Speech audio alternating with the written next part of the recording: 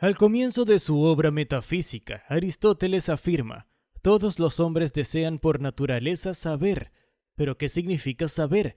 Esta es una de las preguntas que aborda el campo de la epistemología que presentaremos en esta clase. En concreto, examinaremos los significados de los términos epistemología y conocimiento. Analizaremos lo que significa conocer, examinaremos algunas de las cuestiones que aborda la epistemología y debatiremos por qué surgió en primer lugar este campo. El término epistemología procede del griego episteme, que significa conocimiento, y del sufijo ología, que significa doctrina o estudio de. Por lo que al combinar estos dos términos es evidente que la palabra epistemología significa la doctrina o el estudio del conocimiento, pero más comúnmente se le conoce como teoría del conocimiento. ¿En qué consiste una teoría de conocimiento? La epistemología intenta responder a una serie de preguntas fundamentales. Algunos ejemplos de estas preguntas son: ¿cuál es la naturaleza del conocimiento? ¿Cuáles son los obstáculos para alcanzar el conocimiento? ¿Qué puede conocerse? ¿Y en qué se diferencia el conocimiento de la opinión o la creencia? Así pues, cuando se dice que alguien tiene una epistemología, significa que tiene una teoría que aborda esas preguntas. ¿Cómo se obtiene el conocimiento? Tradicionalmente, los filósofos han distinguido dos métodos principales de adquisición del conocimiento. Uno es a través de los sentidos o la experiencia. Yo puedo, por ejemplo, examinar una planta y a través de la experiencia obtenida por mis sentidos conocer ciertas características de ella, como su forma, tamaño, olor, textura, y si produce frutos o flores. Quienes creen que esta es la principal forma en la que las personas obtienen conocimientos se denominan empiristas. Sin embargo, como se sabe desde hace miles de años, a veces la información que nos llega a través de los sentidos es engañosa. Por ejemplo, nuestros sentidos parecen decirnos que la Tierra es plana, pero ahora sabemos que esa creencia es falsa. Entonces, ¿se puede confiar siempre en los sentidos? Además, algunos filósofos contemporáneos han señalado que nuestros cuerpos y aparatos sensoriales influyen en cómo interpretamos toda la realidad exterior a nosotros. Por ejemplo, como ve el mundo un murciélago probablemente es muy distinto a como lo vemos nosotros, los humanos. Esta especulación ha llevado a algunos a destacar el importante efecto influyente que tiene nuestro cuerpo y el sistema sensorial que hemos desarrollado en nuestra búsqueda del conocimiento del mundo. Tales especulaciones y escepticismos sobre el funcionamiento de nuestro aparato sensorial han llevado a algunos a sugerir que debe haber una forma de obtener conocimiento que pueda superar o corregir la naturaleza a veces ilusoria de nuestra experiencia sensorial.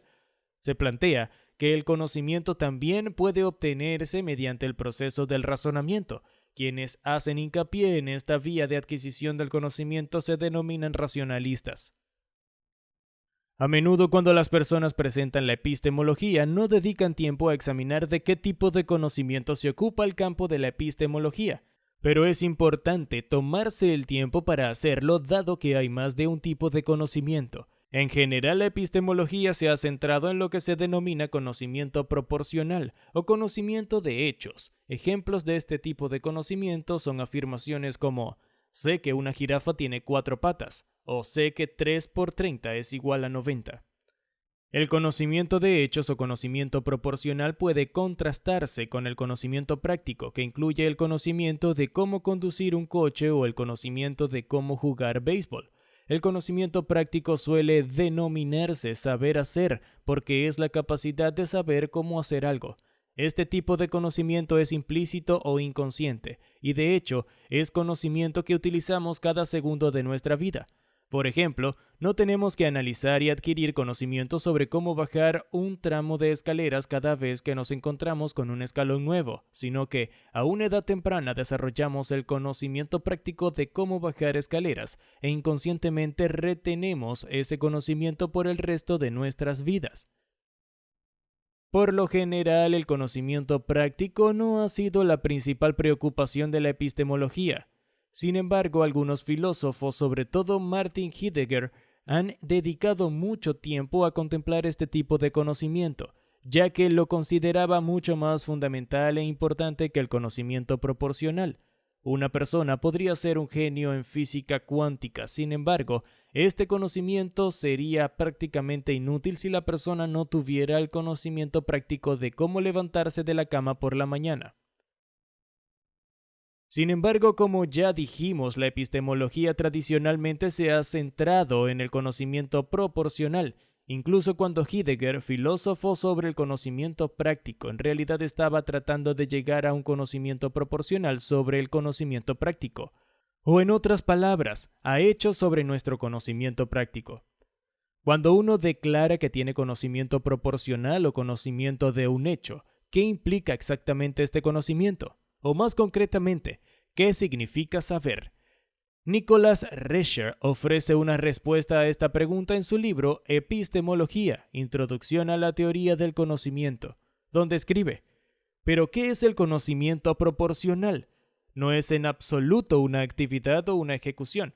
No se puede responder a la pregunta ¿qué estás haciendo? Con la respuesta estoy sabiendo que París es la capital de Francia, como tampoco se puede decir estoy teniendo este reloj o me están gustando las rosas. Conocer un hecho no es algo que uno hace, es una condición que uno ha llegado a ocupar en relación con la información. Cuando se llega a ocupar tal relación con la información, consiguiendo así el conocimiento de un hecho, los epistemólogos han definido a menudo este conocimiento proposicional como creencia verdadera justificada. Esta definición subraya que la mera creencia no basta para constituir conocimiento, sino que se deben tener buenas razones para creer que algo es cierto. Así, cuando se dice «creo que esto es así», no se debería asumir que tiene el mismo significado que si se hubiera dicho «sé que esto es así». En el lenguaje cotidiano se suele reconocer una diferencia entre estas dos afirmaciones. Más bien, para saber o tener conocimiento de algo, en el sentido de la creencia verdadera justificada, debe haber bases sólidas para sostener la creencia y la persona debe ser consciente de dichas bases.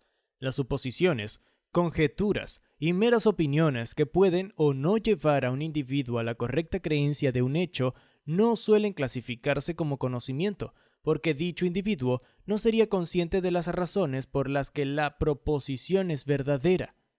Ahora que hemos presentado la epistemología y analizado lo que significa tener conocimiento, concluiremos la clase abordando la interesante pregunta de por qué los seres humanos necesitan una teoría del conocimiento.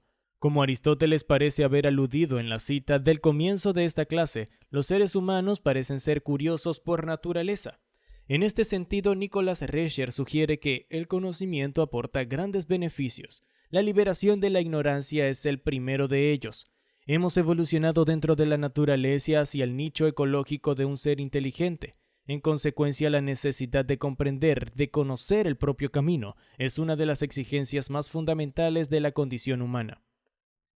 Pero, aunque esto pudiera explicar por qué los seres humanos necesitamos el conocimiento, no aborda del todo por qué necesitamos una teoría del conocimiento. Si uno acepta lo que se presenta a sus sentidos o determina a través del funcionamiento racional de su mente como verdadero y no es escéptico en cuanto a su validez, entonces la necesidad de la epistemología es limitada. En tal caso, uno no se pregunta qué es el conocimiento ni cómo puede obtenerlo al ser humano. Este tipo de opinión parece ser el caso de algunos de los antiguos filósofos presocráticos que parecían dar por hecho que podíamos conocer la naturaleza del universo. Como dijo el gran historiador de filosofía Frederick Copleston, los filósofos presocráticos en su mayoría eran dogmáticos en el sentido de que asumían que el hombre puede conocer la realidad objetivamente. Sin embargo, cuando uno empieza a preguntarse si podemos estar seguros de que las ideas o representaciones de nuestra mente corresponden realmente al mundo exterior a nosotros, o si alguna vez podemos esperar superar el abismo entre nuestras ideas sobre el mundo y el mundo mismo, entonces surge el problema del conocimiento y junto con él la necesidad de una epistemología o una teoría del conocimiento.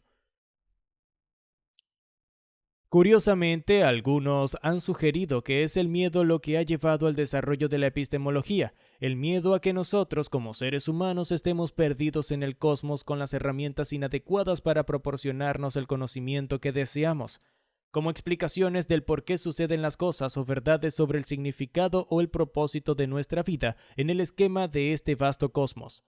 Lorraine Dunston y Peter Gallison aclaran este punto en su fascinante obra Objetividad, donde escribieron: toda epistemología comienza en el miedo, miedo a que los sentidos sean demasiado débiles y el intelecto demasiado frágil, miedo a que la memoria se desvanezca incluso entre los pasos adyacentes de una demostración matemática, miedo que la autoridad y la convención ciegan, miedo a que Dios guarde secretos o los demonios engañen.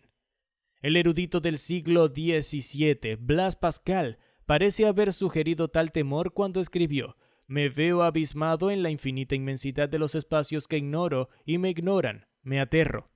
Así pues, para resumir los puntos principales de la clase, la epistemología es la teoría del conocimiento, y el conocimiento en el sentido de conocimiento proposicional, que define como creencia verdadera justificada. Además, como especulábamos, fue el miedo lo que llevó a la necesidad de una teoría del conocimiento, y como sugiere Doston y Galison en su libro, los epistemólogos han intentado calmar este miedo tratando de despejar un camino hacia las posibilidades del conocimiento, eliminando las fuentes del error e imperfecciones que han plagado a los humanos en su búsqueda del conocimiento.